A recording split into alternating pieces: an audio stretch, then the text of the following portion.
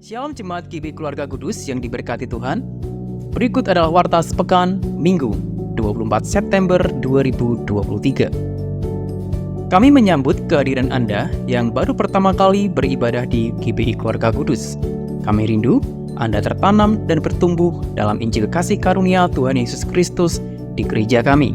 Mari terhubung bersama kami dengan menghubungi pelayan Church Welcoming Team di depan gereja. Atau Anda dapat terhubung dengan pelayanan online kami di YouTube, Instagram, TikTok, dan website GBI Keluarga Kudus.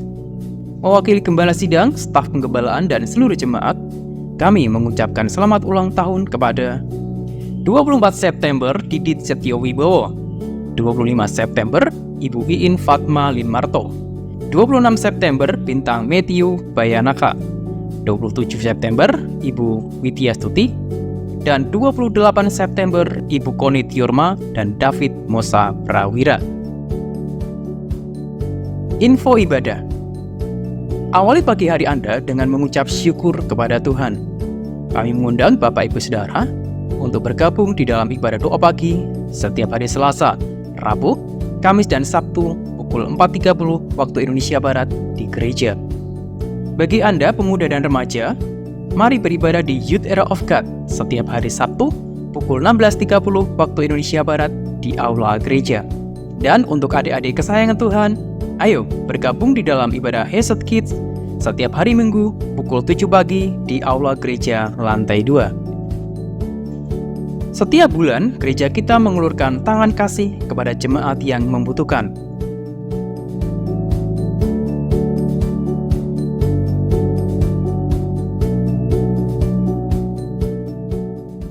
Puji Tuhan, minggu ini kita dapat menjadi berkat bagi kota kita lewat Minggu Berkat.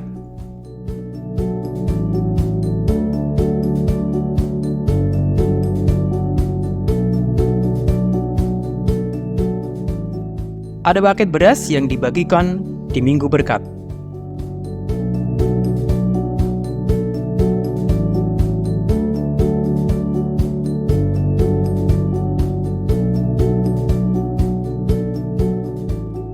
Mari bergabung bersama kami menjadi berkat bagi sesama lewat amplop tangan kasih. Pelayanan gereja. Bagi jemaat yang ingin menyerahkan anak, dimohon untuk mendaftar 1 bulan sebelumnya kepada sekretariat. Bagi Anda yang membutuhkan pelayanan pemberkatan pernikahan, dimohon untuk mendaftar 4 bulan sebelumnya kepada sekretariat. Dan bagi jemaat yang membutuhkan pelayanan doa, kunjungan, dan konseling, dapat menghubungi nomor pastoral kami di 0852 8181 6776. Karena Allah yang memulai pekerjaan yang baik, Ia yang meneruskan, Ia yang menyelesaikannya sampai tuntas. Demikian warta jemaat untuk minggu ini. Selamat hari Minggu, selamat menikmati anugerah-Nya. Tuhan Yesus memberkati kita semuanya. Amin. Bapa, lewat kuasa firman-Mu, ubah konsep cara berpikir kami, sehingga setiap hamba-hamba-Mu, pelayan-pelayan dan umat-Mu, kami memiliki pola pikir perjanjian baru. Dan Tuhan lewat roh dan firman membawa setiap anak-anak-Mu mengalami kepenuhan perjanjian baru. Sehingga hidup kami menjadi saksi yang hidup dari apa yang Tuhan genapkan dari firman-Mu. Gereja ini, Demak dan Torejo, menjadi saksi dari apa yang Tuhan kerjakan. Terima kasih Bapa, perlengkapi kami, demi nama Yesus kami berdoa. Haleluya, amin. Shalom. Saya ingin mengajak saudara untuk melihat Alkitab itu seperti sebuah paradok. Ya. Paradok itu artinya kayak berlawanan, tapi tidak. Saya ingin mengajak bagaimana ketika saudara mendengar khotbah, Roh Tuhan akan memperhadapkan saudara langsung kepada pribadi Yesus. Seperti kitab Wahyu pasal yang kedua, bagaimana ketika Yohanes menulis surat kepada jemaat di Efesus itu adalah kata-kata pribadi Yesus. Mungkin orang berkata, mengapa Pak khotbah Pak Petrus kadang-kadang membangkitkan, kadang-kadang ada intimidasi. Mari kita lihat jujur apa kata Yesus. Di dalam ayat yang kedua, aku tahu segala pekerjaanmu, sebuah pujian. Ini perlu kita syukuri bahwa seluruh jerih payah kita tidak pernah sia-sia. Pengorbanan, pelayanan, pengabdian yang sudah lakukan untuk Tuhan, dia tahu, dia paham betul. Yesus berkata, baik jerih payahmu maupun ketekunanmu, aku tahu bahwa engkau tidak dapat sabar terhadap orang-orang jahat, bahwa engkau telah mencobai mereka yang menyebut dirinya rasul tetapi yang sebenarnya tidak demikian, bahwa engkau telah mendapati mereka pendusta. Dan engkau tetap sabar dan menderita oleh karena namaku, dan engkau tidak mengenal lelah. Sebuah pujian yang keluar dari hati Tuhan, saudara kekasih. Tapi mari kita akan lihat selanjutnya. Supaya saudara dan saya dapat melihat, namun dikatakan, demikian aku mencela engkau, ada teguran keras. Namun demikian aku mencela engkau. Satu sisi Yesus mengangkat, memuji seluruh pengabdian umat yang ada di Efesus. Tapi Yesus untuk menseimbangkan ketika umatnya di luar maksud rencana Allah, ada sebuah teguran keras. Namun demikian aku mencela engkau. Jadi saudara lihat, ini kejujuran firman. Karena engkau telah meninggalkan kasihmu yang semula. Ada teguran keras. Sebab itu ingatlah betapa dalamnya engkau telah jatuh. Bertobatlah dan lakukan lagi apa yang semula engkau lakukan. Jika tidak demikian, sebuah peringatan keras. Jikalau tidak demikian, aku akan datang kepadamu dan aku akan mengambil kaki dianmu dari tempatnya jikalau engkau tidak bertobat. Sebuah peringatan yang sangat keras. Aku akan mengambil kaki dianmu. Apa yang dimaksud di sini kata Tuhan? Ini Tuhan serius. Tuhan di dalam penebusan karya pekerjaannya di dalam kita tidak pernah main-main. Dia serius. Tuhan tidak ingin kita juga main-main dan mencoba-coba. Namun aku mencela engkau, kalau kalian tidak bertobat, aku akan mengambil kaki dianmu dari tempatnya. Kaki dian ini sebetulnya anugerah yang terbaik. Karena jemaat di Efesus telah meninggalkan kasih yang mula-mula, sebetulnya bukan di situ. Kalau akar permasalahannya, Paulus pernah berbicara kepada Timotius. Timotius itu jagai kawanan domba. Karena serigala-serigala berbulu domba akan masuk dan menyesatkan kawanan domba. Dan betul, yang kedua Paulus berdoa di dalam Efesus yang ketiga. Aku berdoa supaya mereka mengenal, memahami betapa dalam lebarnya kasih Allah. Karena Paulus tahu bahwa satu saat nanti mereka akan tersesat. Dan mereka tersesat kepada legalistik. Ya. Karena ajaran-ajaran orang Yahudi yang membawa mereka menyeret mereka kembali kepada Taurat. Dan akhirnya mereka kehilangan kasih yang semula. Kaki dian. Ini yang membuat kalian nanti pelayananmu tidak efektif. Hidupmu tidak menjadi kesaksian. Dan engkau akan mengalami bertubi-tubi masalah yang silih berganti. Ini peringatan loh. Tuhan memberikan peringatan tegas. Ya.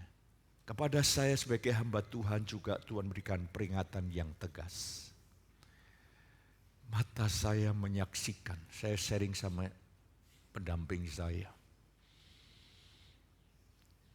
Itu teman dekat saya. Usianya di bawah adik, di bawah saya.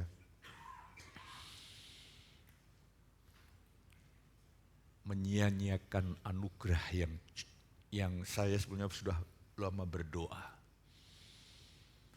Dan karena terus menyanyiakan didisiplin Tuhan, saudaraku. Apa yang terjadi? Sekarang tidak diberikan kesempatan. Karena ada penyakit yang cukup kritis.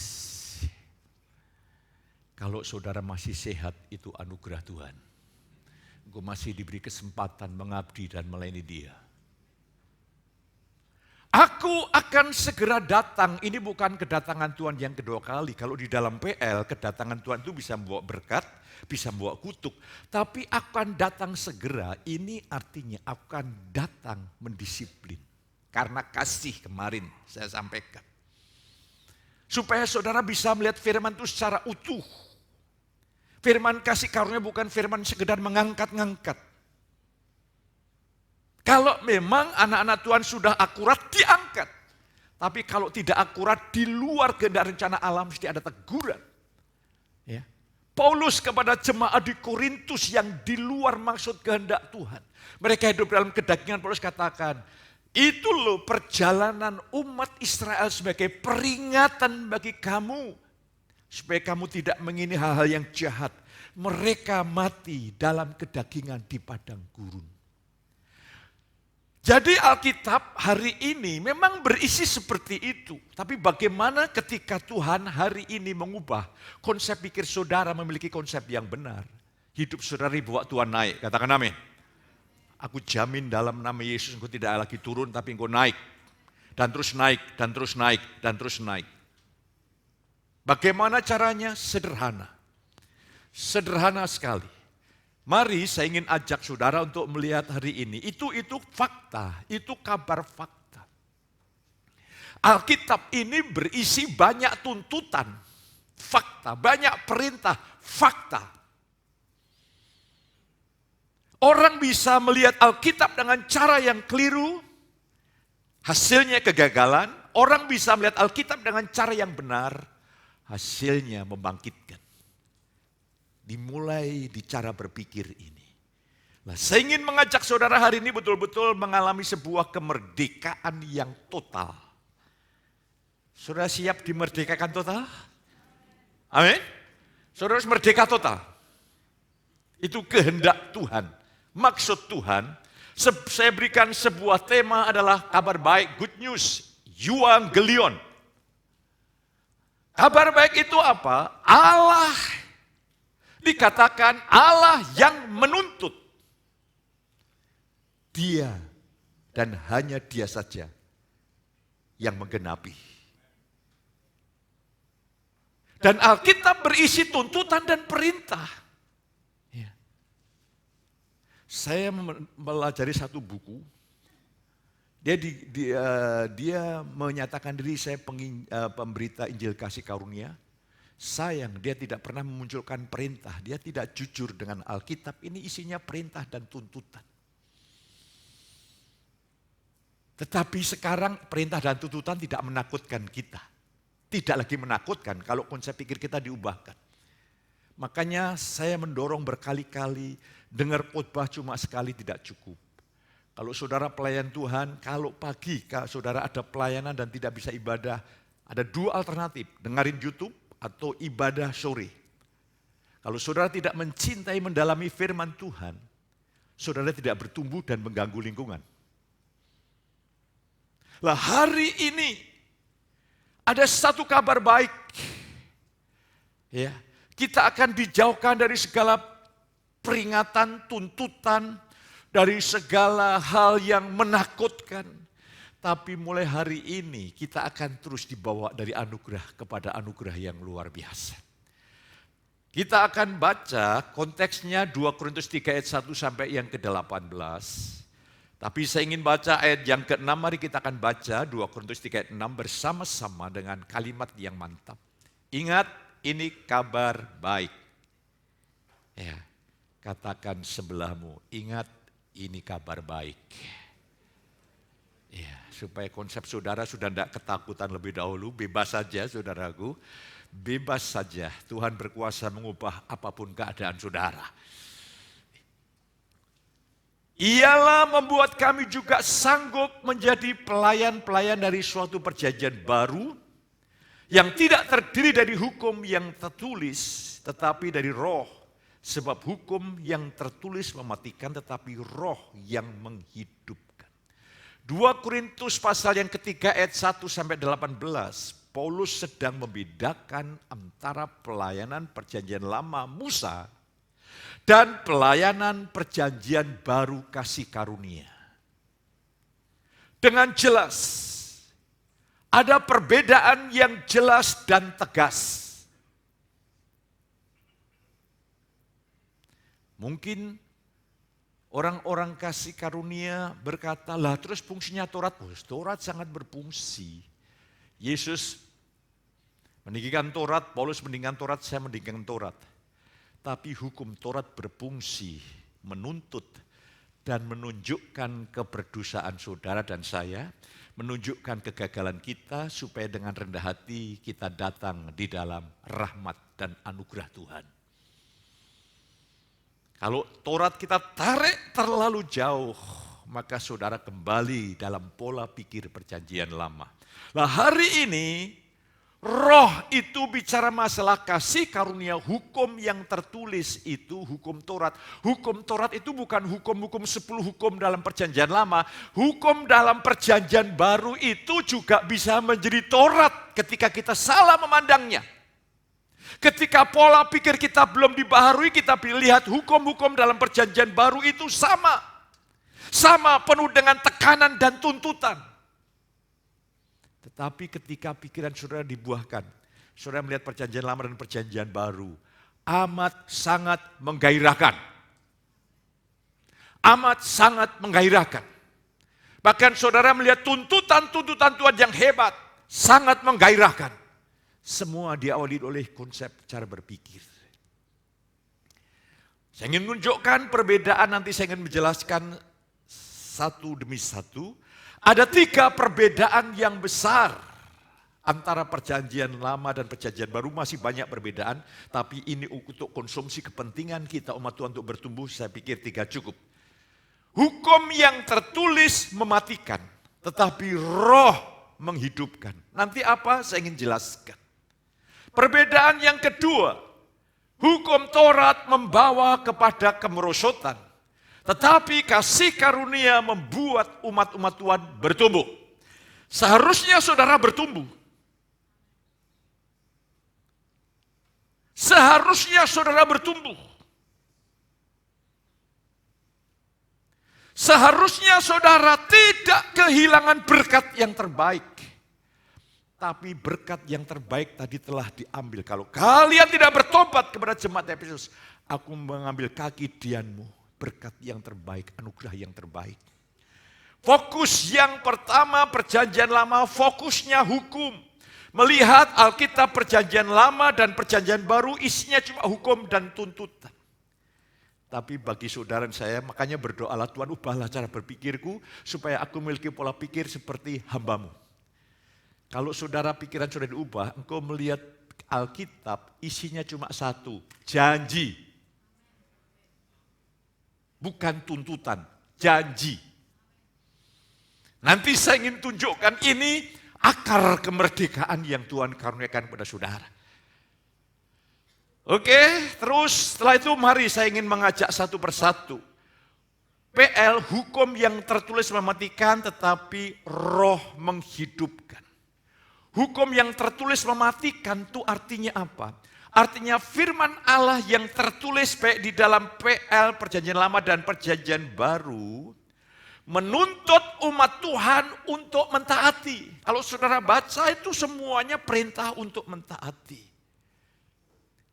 Tapi yang jadi masalah adalah umat Tuhan tidak sanggup. Sekalipun berusaha dengan berkali-kali bertobat, komitmen, paling-paling bisa berhasil 1-2 minggu, minggu berikutnya balik lagi. Mengatasi kelemahan-kelemahan juga bisa kelihatannya, bisalah 1 minggu, minggu berikutnya balik lagi. Mengapa demikian? Ingat, bersumber dari pola pikir. Dan akibat gagal, maka umat Tuhan diwarnai oleh rasa bersalah, rasa terhukum, merasa Allah mengutuk, merasa Allah berbalik, Allah meninggalkannya. Hal itu yang disebut Paulus hukum yang tertulis mematikan. Yang menjadi akar permasalahannya bukan hukum huruf yang tertulis, itu firman kehendak Allah. Yang jadi masalah adalah saudara dan saya ini tidak sanggup melakukan perintah-perintahnya dengan kekuatan kita. Ini akar permasalahannya.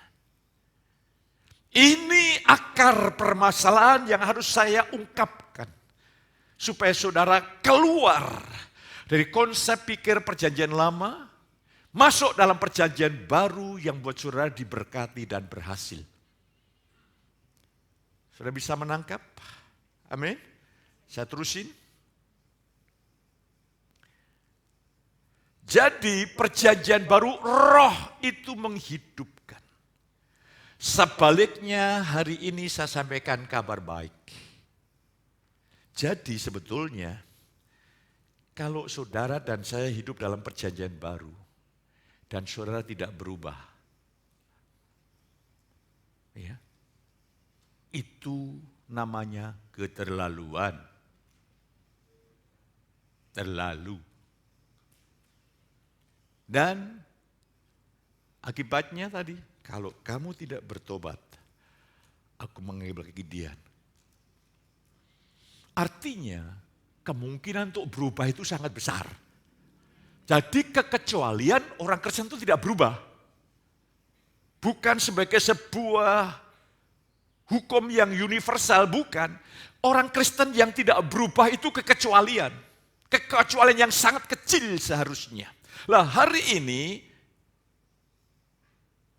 perjanjian roh menghidupkan karena apa? Alkitab tetap isinya tuntutan dan perintah yang harus kita taati. Tetapi ada satu anugerah bahwa di dalam perjanjian baru 1 Tesalonika 5 ayat 24, Ia yang memanggil kita setia, Ia yang menggenapinya. Allah Roh Kudus membangkitkan di dalam hati saudara saya kemauan untuk mentaati kehendak Tuhan, sekaligus kemampuan.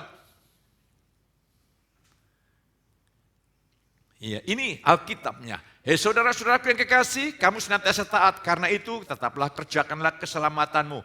Kerjakan keselamatanmu, ingat keselamatan itu bukan karena daya upaya, keselamatan untuk anugerah.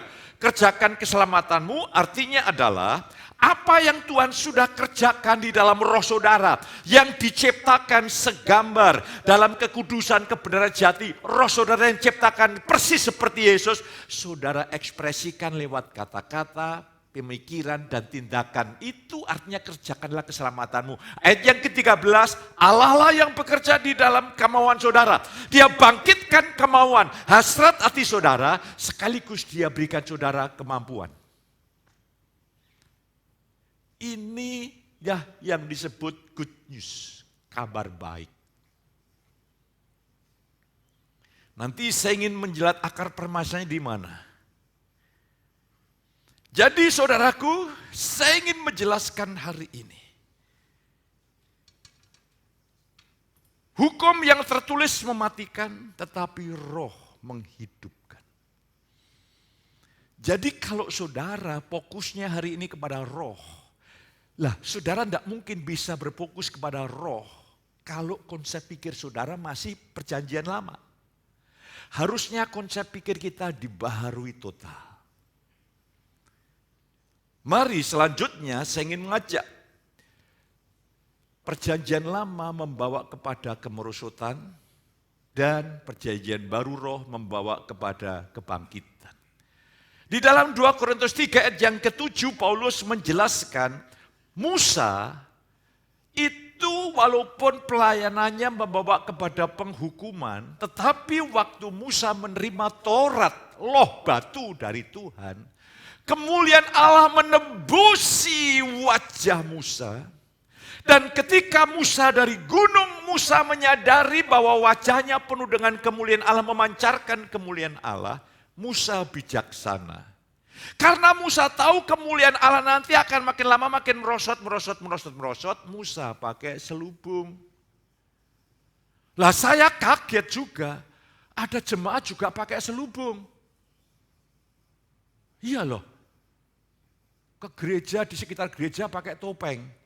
Itu mungkin terinspirasi Musa mungkin. Kaget sampai cucu-cucu saya ketakutan. Haleluya. Musa bijaksana, dia tahu bahwa kemuliaan dari hukum Taurat itu makin lama makin merosot. Dan betul. Apa artinya saudaraku? Jadi begini, kalau saudara melihat pengkhotbah, yang tegas sekali. Anda tidak bertobat, masuk neraka. Anda tidak begini, wah, langsung jemaat ditantang, dia nangis. Dia depan nangis, kan banyak di gereja-gereja itu. Nangis, dia bertobat Tuhan, aku mau lepaskan dosa ini, dia menangis. Mereka bersaksi, puji Tuhan, dalam KKR ini saya diubah, semua tepuk tangan, ada kemuliaan. Sayang, 2 minggu yang akan datang, hal yang sama diulangi lagi. Capek deh. Tapi pelayanan roh berbeda. 2 Korintus 3:18, ia mengubah kita dari satu kemuliaan kepada kemuliaan yang lebih besar. Yang bisa mengubah hidup saudara hanya roh Tuhan. Itu bentuk kalimat pasif loh itu. Jadi kalimat pasif itu kita ini berubah karena hasil pekerjaan Tuhan lewat rohnya. Jadi pastikan hari ini, bersandarlah hari ini Tuhan. Kalau saudara ada kegagalan, bukalah hatimu. Tuhan, aku mulai hari ini ada pengharapan yang baru. Sebab kalau saudara ada kegagalan dan saudara usahakan dengan cara yang lama, hasilnya sama. Tapi hari ini dengan konsep pikir yang diubahkan, luar biasa. Sangat luar biasa. Mari saya ingin ajak saudara untuk melihat. Perjanjian baru, roh itu membawa kepada kita pertumbuhan. Karena Tuhan adalah roh, maka ia mengubah kita.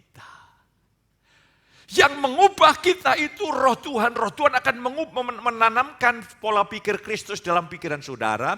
Roh Tuhan akan membangun karakter Kristus dalam batin saudara. Roh Tuhan akan menguatkan saudara untuk mengekspresikan karakter Kristus. Itu semua pekerjaan kasih karunia.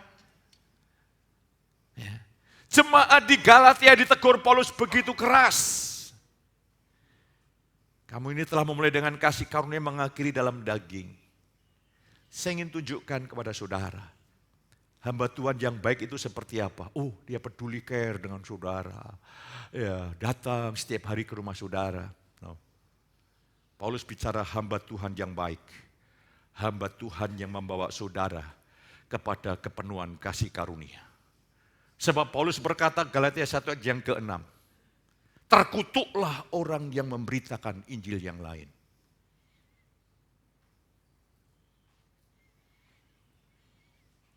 Hari ini saya ingin mengajak, hanya roh Tuhan. Hanya roh Tuhan yang bisa mengubah saudara. Ya. Dengan daya upaya saudara bisa berubah cuma sebentar. Ya. Itu kalau ada aliran-aliran tertentu, kalau mengundang KKR, mesti di altar call, panggil tantang, mereka menangis, hancur hati, mereka bersaksi, puji Tuhan saya dijamah, saya diubahkan. Iya, dapat kemuliaan, tepuk tangan luar biasa, kan artis-artis juga begitu. Puji Tuhan dalam ibadah pendeta si A, saya dilepaskan dari narkoba, seluruh pendengar tepuk tangan, dapat kemuliaan. Sayang, bulan depan dia mengisap ganja lagi. Tapi kasih karunia roh Tuhan akan mengubah engkau dari kemuliaan kepada kemuliaan. Katakan amin. Sampai saudara terheran-heran ya. Ini seharusnya secara manusiawi kami sudah mulai tergoda, terjatuh. Ini kok tidak ya? Itu pekerjaan roh. Itu pekerjaan roh yang hebat dan dahsyat yang ada di dalam hidup saudara. Lah mari kita akan lihat lebih jauh. Ya, 2 Korintus 7 tadi sudah saya jelaskan. Oke, sekarang ketiga, ini fokus. Ini penting, konsep pikir kita harus dibaharui. Saudara harus memiliki pola pikir perjanjian baru. Orang Kristen masih banyak yang mengalami percampuran. Masih memiliki pola pikir perjanjian lama, pola pikir agamawi. Maka seringkali Tuhan izinkan kegagalan berkali-kali belum sadar bahwa dirinya ini sumber kegagalan karena tidak sanggup. Pola pikir perjanjian lama selalu fokusnya itu kepada hukum. Melihat Alkitab perjanjian lama isinya hukum, perjanjian baru juga hukum. Bahkan perjanjian baru perintahnya lebih ketat, lebih kuat. Perjanjian lama paling-paling perintahnya begini, kasihlah sesamamu seperti kau mengasihi dirimu sendiri. Ya itulah standar. Tapi perjanjian baru, kasihlah sesamamu seperti aku mengasihimu. Coba bayangkan. Perjanjian lama ada tertulis, hukumnya ada tertulis. Jangan membunuh. Tapi aku berkata kepadamu, kalau engkau membenci saudaramu, engkau pembunuh. Hukum tertulis, jangan berzina. Tapi aku kalau melihat engkau melihat lawan jenismu dengan mata hawa nafsu, engkau sudah berzina dalam hatimu. Tuntutannya lebih hebat. Tuntutannya lebih hebat perjanjian lama. Makanya kalau saudara melihat dari kacamata perjanjian lama, semuanya berisi hukum tuntutan, hukum tuntutan, hukum tuntutan. Tuntutannya lebih hebat, lebih hebat, lebih hebat. Tuntutan Kristus itu bukan berat, mustahil bisa kita lakukan dengan sarana diri sendiri. Tidak mungkin bisa. Tapi hari ini ada kabar baik bagi saudara. Supaya saya berdoa supaya Tuhan tidak memberikan kepada saudara peringatan, ancaman. Karena kasih karunia itu dahsyat sekali. Tapi Tuhan berikan pujian dan pujian dan pujian dan pujian dan pujian dan pujian. Sekalipun kamu dicobai begitu hebat, kamu sabar, kamu tetap bersyukur, kamu tetap melayani berapi-api, kamu tetap berjuang bagi kerajaan Allah.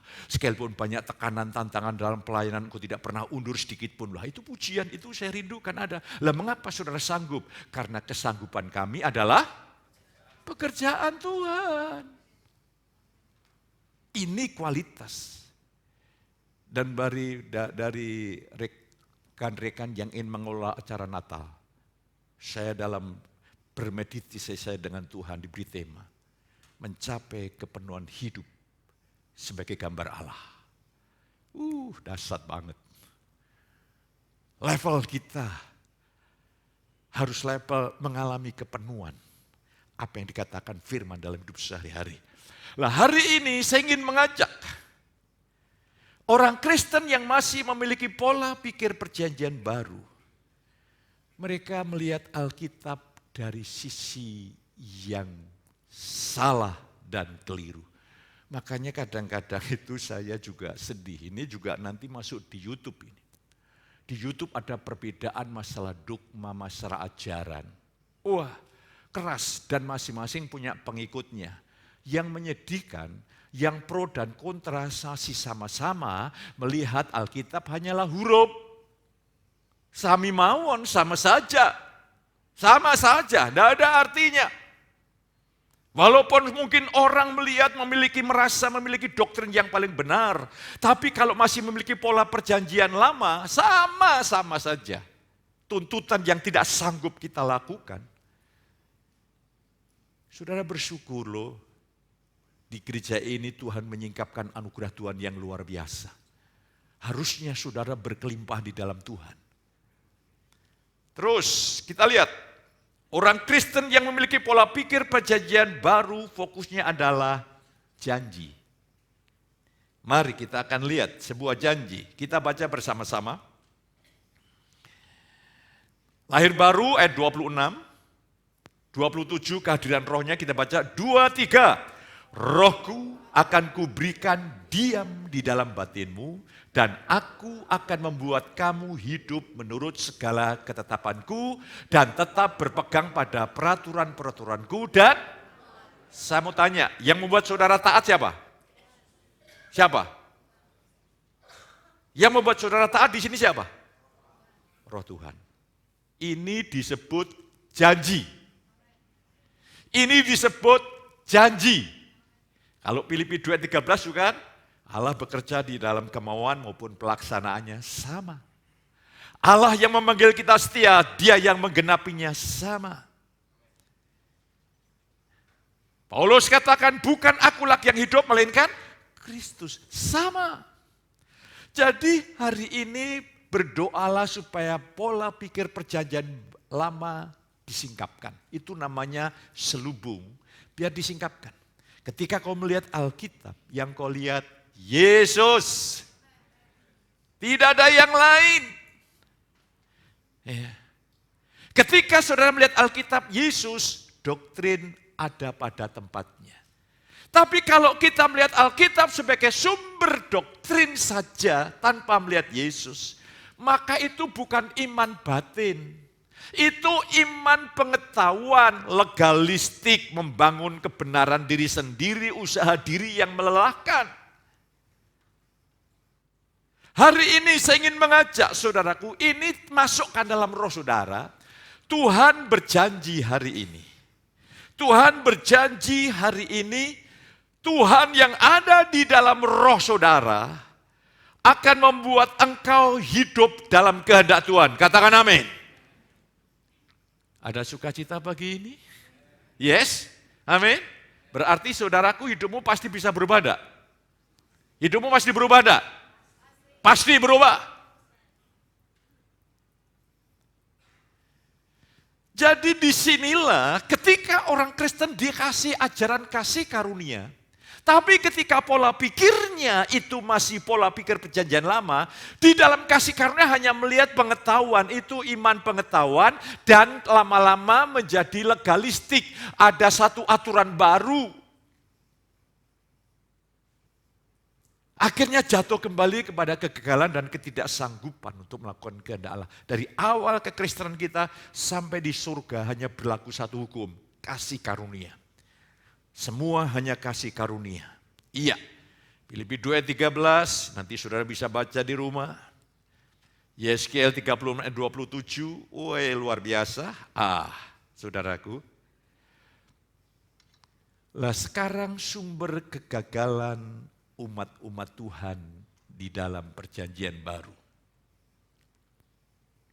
Jadi kegagalan bagi saudara dan saya itu exceptions, perkecualian. Tidak generally, tidak bersifat universal. Kekecualian. Sumber kegagalan umat perjanjian lama adalah mereka gagal mentaati perintah Tuhan karena tidak sanggup. Ya. Tapi sumber kegagalan perjanjian baru, mereka gagal perjanjian lama karena mereka tidak sanggup. Tapi kegagalan umat Tuhan perjanjian baru karena mereka gagal untuk mempercayai bahwa Allah sanggup untuk menggenapkan apa yang telah Dia janjikan. Katakan amin. Abraham berkata, Allah sanggup menggenapi apa yang Ia janjikan. Tidak heran. Istrinya sudah menopause, bisa mengandung dan melahirkan Ishak.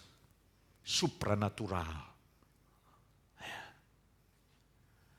Seharusnya hidup saudara penuh dengan supranatural. Harusnya ada perubahan-perubahan yang signifikan terjadi. Harus. Karena yang bekerja Tuhan. Jadi sumber kegagalan anak-anak Tuhan itu adalah orang beriman kurang iman. Mengapa kurang iman? Kita akan lihat nanti. Mengapa seringkali kita ini keduduran di bidang iman? Apa sebabnya? Biar roh Tuhan akan menolong saudara.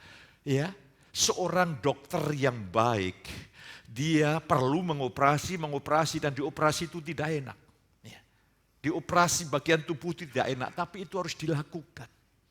Ya. Walaupun rasanya sakit, yes, apalagi habis operasi sakit. Tapi harus dilakukan. Demikian juga pada pagi hari ini roh Tuhan perlu mengoperasi akar-akar permasalahannya. Kita lihat, janji besar Injil adalah mereka yang beriman akan masuk ke tempat perhentian. Sebab kita yang beriman akan masuk ke tempat perhentian. Ya. Lah, saya ingin ajak saudara untuk melihat Alkitab Ibrani tadi. Saya ingin mengajak saudara untuk melihat di mana letak kegagalannya. Ibrani pasal yang keempat mulai ayat yang kedua berkata seperti ini. Ayat pertama saja. Sebab itu baiklah kita waspada, berjaga-jaga. Penuh rasa takut sebetulnya. Supaya jangan ada seorang di antara kamu yang dianggap ketinggalan, sekalipun janji akan masuk ke dalam perhentiannya masih berlaku. Itu janji Injil. Injil itu perjanjian lama sudah terjadi. Dengan janji firman Allah akan bawa engkau masuk ke tanah Kanaan, Injil. Darah penumpahan darah itu Injil. Tapi mereka tidak percaya. Ayat yang kedua, karena kepada kita diberitakan juga kabar kesukaan. Kabar good news, kabar Injil. Tuhan yang menuntut, Tuhan juga yang menggenapinya. Sama seperti kepada mereka. Jadi Injil juga diberitakan kepada umat perjanjian lama. Tetapi firman pemberitaan itu tidak berguna bagi mereka karena tidak bertumbuh bersama-sama oleh iman dengan mereka yang mendengarnya. Yang jadi masalah umat perjanjian lama itu gagal paham. Gagal percaya. Makanya kalau saudara lihat Ibrani 3 ayat 19, mereka tidak menggenapi janji Allah masuk Kanaan karena ketidakpercayaan.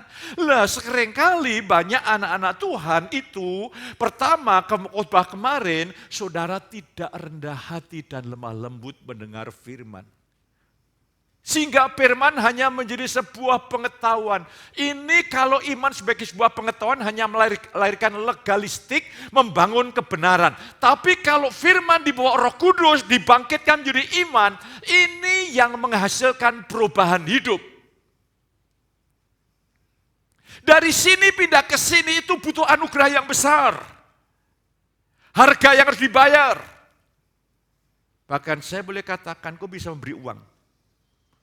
Tapi harga yang terakhir yang belum berani kau tanggalkan adalah harga diri. Rendahkanlah hatimu sungguh-sungguh di tangan Tuhan. Jangan ada gereja ini yang merasa saya senior. Kita semua senior. Kita semua junior. Artinya junior, kita masih tetap belajar. Senior karena kita sudah lama mendengar kabar kasih karunia. Saya ingin ajak hari ini, jangan sampai saudara seperti umat Israel. Tidak bertumbuh di dalam iman. Kegagalan perjanjian lama umat Tuhan adalah mereka tidak sanggup melakukan kehendak Tuhan. Tapi kegagalan umat perjanjian baru adalah mereka gagal untuk mempercayai Allah sanggup menggenapkan apa yang telah Ia janjikan. Gagalnya yang satu, perjanjian lama itu hanya mengandalkan sarana manusiawi, sarana diri, sarana natural. Tapi orang perjanjian baru mengandalkan sarana ilahi, bergantung pada Roh. Ia yang berjanji, Ia yang menggenapi. Katakan amin. Aku menaruh Rohku di dalam batin mereka. Aku akan membuat mereka hidup dalam segala ketetapanku. Katakan amin. Ini harusnya membuka selubung-selubung yang ada pada saudara. Rugi kalau kekeringan saudara hanya menghasilkan wacana, kumpul-kumpul yang tidak menghasilkan pertumbuhan rohani. Berhentilah. Karena hidup ini sulit loh saudara. Ya. Saya bersama istri saya menjumpai di Demak. Dia dari Batak. Terus dia waktu dari sana dikasih pergi ke dukun karena ada masalah, dia pergi ke dukun dikasih kayak sirih pinang ya, enggak tahu apa itu, dimakan, enggak tahu, pokoknya seperti itu. Aduh, orang ini saudaraku, dia bilang enggak pernah takut, Pak. Saya pernah menghajar orang kakinya patah. Dan waktu saya di gereja, saya melihat orang ini aneh, enggak pernah tersenyum sama saya. Jadi kalau melihat saya itu kayak ganas gitu. Ini kok tidak beres ini saudara. Atau lihat saya ini seperti getok ya. Saya juga dulu pernah ada SMPD dari Mentawai. Wah itu Waktu saya masuk ke asrama atas, saya marah. Dia marah juga sama saya. Saya dalam hati, udah beres. Oke, tunggu. Dan satu saat mulai saya menyampaikan khotbah di kelas. Orang ini sadar. Pak, saya jujur, saya bawa ilmu. Begitu saya lepaskan. Yang tadinya dengan saya ganas, jadi manis. Oh, jadi kalau orang ganas dengan saya itu, dia pikir pertama, saya ketuk. Yang kedua, di dalamnya mungkin ada spirit yang lain. Dan demikian juga yang di Demak ini. Sebetulnya saya bilang ketika saya datang, saya mau tanya, ya, kalian yang dari luar Jawa ini kalau datang ke Jawa kan dikasih perbekalan oleh orang tua ilmu magic. Iya Pak, sebetulnya ingin saya sembunyikan dengan Pak Pendeta. Saya nemu ada satu lagi, ya dari daerah yang sama. Wanita ini punya magic. Saya bilang sama suaminya, datang yuk ke gereja, saya ingin ngomong. Istrinya bilang begini, kalau Pak Petrus tahu saya punya ilmu, saya baru menyerah. Wah, dia nantang tanpa sepengetahuan saya. Saya di pastori Demak, suami istri datang. Begitu datang ngobrol sama saya, istrinya mulai bermanifestasi. Wah, mulai terputar. Dan dia mengakui bahwa Tuhan itu ada. Hal ini juga, dia takut mati. Kalau Pak Petrus bisa menyembuhkan. Jadi saya mau. Dia bilang, bukan saya menyembuhkan, Tuhan yang menyembuhkan. Karena dia selalu pikirannya, saya mati. Dia kumpulin anak-anaknya, nomor ATM bapakmu, nomornya ini kalau bapak mati. Pokoknya kalau ngumpulin anak-anak isinya mati. Mati dan tersiksa. Saya katakan yang menjadi masalah kalau engkau masih punya magic, bacaan mantra-mantra, tubuhmu itu menjadi medan peperangan, tubuhnya jadi kurus. Jadi jemaat kalau ada di antaramu yang punya magic, lepaskan. Kalau enggak tubuhmu menjadi ajang peperangan yang hebat. Dan akhirnya dia mau. Karena takut. Kalau nanti saya ngelepasin, kalau ada apa-apa saya mati. Saya hari apa itu? Selasa? Hari Rebu. Saya tunggu sampai sekarang belum mati. Berarti hidup. Saya juga tidak was-was buka HP, jangan-jangan ada berita duka cita. Saya punya keyakinan Tuhan tidak pernah membunuh, menghidupkan dia. Tuhan tidak pernah menghukum, tapi mendidik keras bagi anaknya yang bandel. Iya. Ngancam lagi loh, ya kita mengancam loh saudaraku. Kan lebih baik diancam dan bertobat kan? Jangan main-main dengan pekerjaan Tuhan ini. Ini pekerjaan Allah yang besar loh. Ya. Waktu saya pagi, siang, sore, saya bermeditasi dengan Tuhan, berdoa untuk saudara, saya tidak berdoa untuk kebutuhan saya, karena saya tahu di dalam iman kebutuhan saya pasti terpenuhi. Tapi saya mulai melihat saudara. Ya. Hari ini saya ingin mengajak saudara. Jangan sampai pemberitaan yang saya sampaikan ini membuat sia-sia sehingga saudara tidak bertumbuh dengan iman. Karena iman itu yang bisa menanam cuma Roh Kudus. Tidak bisa saudara ini belajar dengan kau baca di YouTube, engkau langsung datang iman tanpa saudara memiliki kerendahan hati. Ya kalau engkau mendapat banyak pengetahuan, kalau tidak menjadi sombong. Woi saya penganut ini, saya penganut ini. Kalau tidak cocok dengan doktrin saya, sehingga kita tidak melihat dengan mata belas kasih Tuhan. Lah hari ini, saya tidak ingin ada satu jemaat pun yang dalam masa ini masa main-main. Padang gurun sebagai peringatan untuk jemaat di Korintus itu satu kondisi yang tidak mengenakan. Kondisi yang menyakitkan, yang tidak memuaskan. Saya berdoa supaya engkau penuh dengan damai sejahtera. Penuh dengan sukacita ilahi. Saya berdoa terus bagi saudara. Mari saya ingin ajak saudara untuk melihat kebenaran ini saudara kekasih. Supaya saudara betul-betul memahami kebenaran ini. Iya. Janji besar Injil, kalau engkau percaya, engkau masuk ke tempat perhentian. Ya luar biasa saudara kekasih. Ini kan janji yang luar biasa. Masuk ke tempat perhentian. Saya mencatat, saudaraku, saya banyak catatan yang saya ingin bagikan bagi saudara, supaya saudara bisa melihat, saudaraku. Ya. Jadi catatan saya ini macam-macam. Ada tentang perhentian, ada tentang pergi ke Lombok naik kapal laut VIP. Catatannya, karena apa? Saya sharing, "Mah, yuk kita ke Lombok." Marti Rahayu aja mengajak dokter-dokter piknik kemana? Iya, lah saya. Siapa saya ini? Ya dewe. Ya, saya tidak mau ambil fasilitas yang ada. Tapi piknik, Pak Pendeta enggak boleh piknik, Mbak Yu enggak boleh piknik loh. Awas lah. Ya, malah honeymoon sama Mas Tio di sana. Haleluya. Ya, untungnya kalau jemaat piknik, pulang saya dioleh-olehi. Saudaraku, maka pikniklah. Pendeta jaluan ini. Jadi perhentian itu apa? Supaya saudara dan saya betul-betul memahami kebenaran ini yang luar biasa. Ya, saya ajak saudara untuk melihat ini ya. Perhentian itu sesuatu yang luar biasa. Begini, sebab kita yang beriman masuk ke tempat perhentian.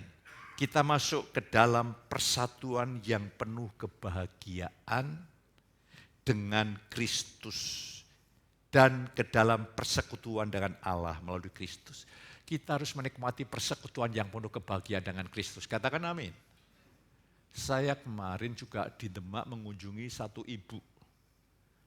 Kondisi karena gula yang sangat tinggi. Ya, dia takut karena kakinya mau dipotong. Makan sudah tidak enak. Apa yang saya bicarakan, saudara?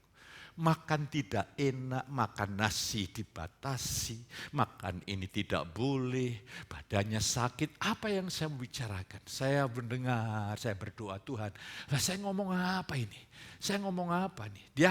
Saya hanya minta pengen mati, Pak. Oke, saya berdoa, Tuhan kasih hikmat begini. Justru ini kamu punya kesempatan. Karena kamu tidak lagi berusaha mendapatkan kebahagiaan dari makanan, dari ini itu, pergi terbatas dan sebagainya. Makanya engkau harus berdoa minta supaya engkau penuh kebahagiaan persekutuanmu dengan Yesus saat demi saat. Saya dapat hikmat, saya bagikan itu. Ini kesempatan. Kalau saudara kesempatannya kadang-kadang tipis. Karena engkau punya banyak hal yang menyenangkan di luar Tuhan. Walaupun itu berisiko, itu hanya kebahagiaan yang dangkal. Lah hari ini dikatakan saudara pengasih, dengan Allah melalui Kristus, dalam keadaan ini kita benar-benar menikmati banyak pemberian yang manis berupa pengampunan dosa, damai sejahtera di dalam hati nurani, sukacita dalam Roh Kudus, limpahan anugerah dan kemuliaan, perhentian dari perhambaan terhadap dosa, dan beristirahat di dalam Allah sampai kita siap masuk ke tempat perhentian bersama di surga. Banyak orang Kristen jujur, hamba-hamba Tuhan jujur, kalau mati itu takut, mau mati takut. Harusnya saudara mau mati itu bersyukur. Karena apa? Engkau akan masuk dalam kebahagiaan kekal. Maka di sini orang yang paling bahagia itu Odema. Kalau secara tiket lebih cepat.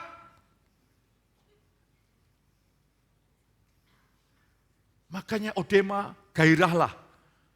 Karena kau tidak mengejar dunia kan? Mengejar dunia sudah ketinggalan. Waktu tinggal nunggu. Layani Tuhan. Kalau perlu dikoordinir menjadi pendoa syafaat. Bukan hanya menghasilkan ibadah. Harus dari ibadah itu menghasilkan sesuatu. Sehingga Odema bangkit untuk menjadi pelayan. Memperkaya dia kalau nanti pulang ke surga. Gitu saudaraku yang kekasih. Lah ini artinya orang yang beriman masuk ke tempat perhentian. Wasdalah, berjaga-jagalah, berusaha engkau masuk tempat perhentian. Adam dan Hawa masuk perhentian karena pada hari yang ketujuh Tuhan telah berhenti dari pekerjaannya. Tuhan telah menanam semua pohon-pohon. Tugas Adam dan Hawa hanya menikmati sekaligus mengelola. Tugas Adam Hawa menikmati apa yang Tuhan sudah sediakan. Yesus berkata atas kayu salib, sudah selesai. Katakan amin. Semua yang disediakan Yesus lewat kematian dan kebangkitannya tersedia tumpah ruah bagi saudara. Tapi engkau bisa menikmati kalau ada iman. Ini yang jadi masalah. Jadi tinggallah di dalam aku di dalam kamu, kamu berbuah banyak. Loh, jelas janji kok. Itu Tuhan berjanji kalau aku tinggal di dalam engkau, Tuhan kau berbuah banyak, udah deh saya mau tinggal. Lah pertanyaannya tinggal dalam Tuhan itu apa? Setiap saat saudara menaruh iman dan mempercayakan segala sesuatu ke dalam tangan Tuhan. Tinggal di dalam Tuhan itu tinggal dalam firman.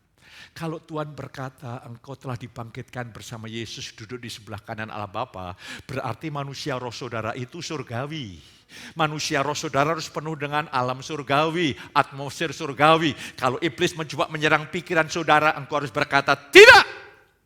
Seharusnya aku mengalami damai sejahtera yang berlimpah-limpah, sukacita yang berlimpah-limpah. Itu artinya kau tinggal di dalam Tuhan. Jangan mau keluar menghayati emosi, perasaan, pemikiran, pendapat saudara. Engkau miskin, kalau engkau ingin kaya tinggal dalam Tuhan. Diam dalam firman yang dihidupkan. Kita lebih daripada pemenang, katakan amin. Ya aku datang supaya mereka memiliki hidup dan mempunyai dalam segala kelimpahan. Yes Tuhan, aku mau percaya aku berkelimpahan di dalam hidupnya Yesus. Saudara yang menerima kelimpahan kasih karunia anugerah kebenaran akan hidup berkuasa. Yes, saya percaya, saya menikmati hidup berkuasa. Sehingga tidak gampang terintimidasi oleh situasi keadaan yang ada. Ini artinya kita masuk dalam kepenuhan hidup sebagai gambar Allah. Haleluya. Sehingga pagi ini saudara penuh sejahtera. Tidak banyak konflik. Konflik itu terjadi di mana awalnya? Hati. Kalau hatimu beres, tidak ada itu konflik. Dari hati. Hatimu hari ini penuh dengan damai sejahtera. Itu kata Alkitab. Amin. Damai sejahtera ku tinggalkan bagimu. Jadi kalau saudara tidak damai sejahtera, tidak sukacita, lawan dengan iman. Jangan mau. Jangan mau.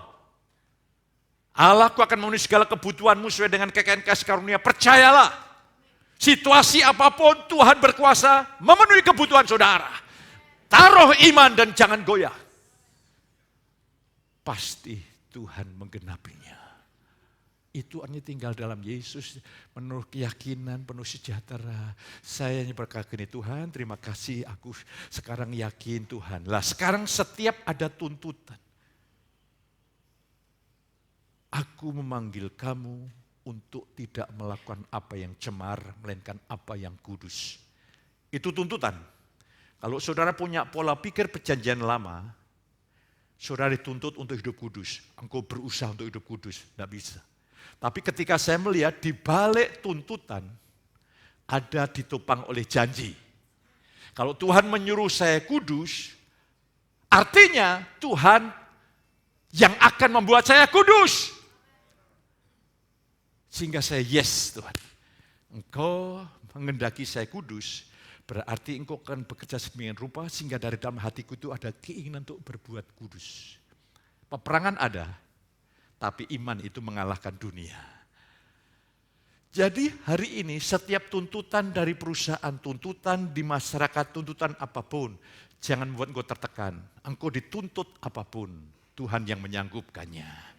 Ketika sudah bergantung, sehingga sudah tidak bergantung diri, tapi bergantung Tuhan. Katakan amin. Sehingga wajahmu itu wajah perjanjian baru. Wajah yang penuh kemuliaan, ya. Wajah yang tidak merosot, ya. Saudara kerohanian sudah tidak merosot. Rumah tanggamu juga tidak merosot. Kadang-kadang rumah tangga juga merosot loh. Ya. Kehilangan sentuhan-sentuhan kasih, kesegaran. Saudara harus minta, Tuhan, minta berikan aku anggur yang baru, kesegaran yang baru. Berikan aku sudut pandang yang baru dengan pasangan hidupku.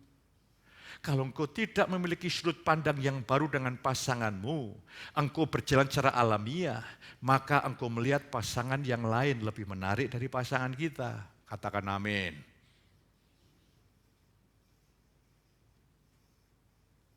Padahal rumput di sebelah tetangga nampaknya lebih hijau. Setelah kau dekati rumput hijau itu ternyata rumput teki. Galak, sadis, serai, drengki. Kukunya panjang-panjang, kalau mencengkeram itu sampai masuk ke dalam kulit 5 cm. Tetapi pasanganmu itu yang terbaik dari Tuhan. Kok saudara kok ya enggak yakin gitu? Hei, pasanganmu itu terbaik dari Tuhan. Baru digituin. Lah terus saya yang bujangan yang masih sendiri, anugerah Tuhan. Khusus. Engkau bisa berhubungan dengan Tuhan tanpa terganggu oleh pasanganmu. Oh, saya itu kadang-kadang diganggu istri saya. Saya sedang berdoa di ruang, di tempat meditasi saya itu, Mas! Saya keluar, apa?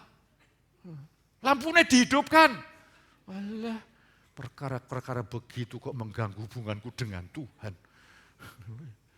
Karena dia tidak tahu dia di luar, saya di dalam. Dia tidak mengerti bahwa saya sedang menghadap tata Bapa.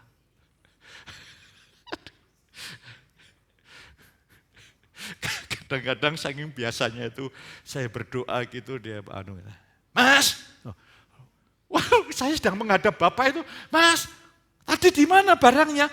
Barang ini bu engkau, loh. Mengapa saiki gitu loh. Karena saking biasanya kita anggap doa itu biasa. Doa itu harus penuh penghayatan, karena kau sedang menghadap Bapak yang mulia. Haleluya. Saya berdoa supaya hari ini kau diberkati Tuhan. Ya, jadi saudara tahu, aroma, atmosfer yang saya bagikan bukan atmosfer balas dendam, tidak ada. Saya makin lama makin terlalu banyak diubah, makin banyak diubah. Ya, saya dibelikan istri saya HP yang termahal, tapi itu jadi berhala, saudara. Akhirnya simpan, saya beli HP yang biasa. Kalau seandainya hilang ora susah. Dulu kalau begitu, di mana sih? 20 juta ya. Ini berhala, lepas. Saya pakai yang biasa saja. Sudah makin berubah ya. Kayak ngapain saya harus dibelenggu oleh banyak hal. Saya ingin merdeka saja. Karena dengan kemerdekaan saya, jemaat juga dimerdekakan Tuhan. Katakan amin. Saya merdeka kok. Hidup ini merdeka sekali. Ya. Saya merdeka, saya bersyukur, saya melihat jemaat ya. Contoh begini ya, Tuhan tuh bekerja. Membangun kemarin habis kira-kira 50 ya, 50 juta. Sebelumnya kami berpikir begini, ya sebetulnya juga mau membangun itu juga kamar mandi supaya nanti ada yang klosetnya itu kloset yang duduk, kloset yang biasa. Kalau orang tua mungkin kloset duduk dan lain sebagainya. Nanti saya mau tulisi kloset duduk itu artinya jangan diduduki di atasnya begitu, saudara. Ya, itu supaya katanya supaya tampak paling lebih tinggi, Pak, bukan maksudnya itu. Bagi orang-orang yang tua bisa duduk nikmat, tapi dibatasi waktu karena banyak orang, karena nikmatnya jangan sampai di kamar mandi 3 jam begitu, saudaraku. Nanti yang di luar penuh dengan pergumulan. Ketika kau sedang ngobrol, AC-nya rusak. AC itu kira-kira 10 juta lebih. Aduh, diundur ini. Begitu ngobrol begitu Tuhan gerakkan satu keluarga. Kami yang bangun itu. Jadi ini sedang disiapkan dibangun di kamar. Haleluya. Jadi saudara pilih kloset yang duduk, ada. Kloset yang jongkok, ada. Kloset yang tiduran, tidak ada. Karena itu di rumah sakit itu Mbak Yun yang tahu itu. Ya, jadi yang normal saja saya siapkan yang normal. Iya, haleluya. Saya khawatir kalau kloset duduk nanti saking enaknya jemaat malah orang ibadah, orang dengerin khotbah. Haleluya. Atau pura-pura keluar mau persembahan. Di sini tidak ada ya. Kalau mau persembahan tuh kelihatannya super sibuk gitu loh. Pokoknya pengen keluar aja. Ya, Tidak apa-apa, duduklah ya. Kalau hari ini belum bisa memberi persembahan, berdoalah Tuhan, bulan depan kami berikan persembahan.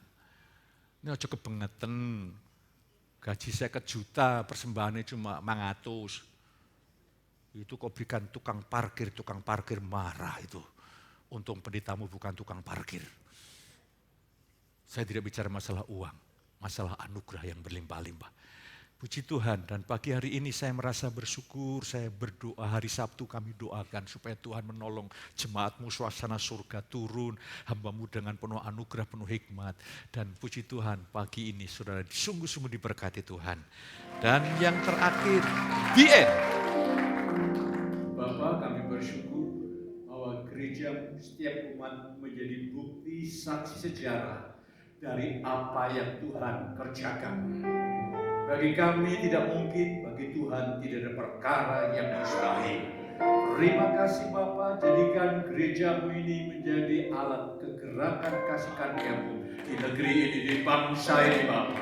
Sehingga Indonesia dilimpahi dengan kasih karunia kemurahan kebaikan Tuhan. Jadikan seluruh jemaat menjadi alat kasih karunia yang heran dan ajaib di tengah-tengah masyarakat, keluarga, ditolan di marketplace. Terima kasih Tuhan, berkati yang ulang tahun hari ini. Angkat tangan saudara, pulanglah di dalam Yesus dengan segala kebaikan, kebajikan, kemurahan Allah Bapa, kasih sayang Tuhan Yesus, berkat rohnya yang kudus menyertai saudara ini pagi sampai selama-lamanya. Yang diberkati katakan sama saya.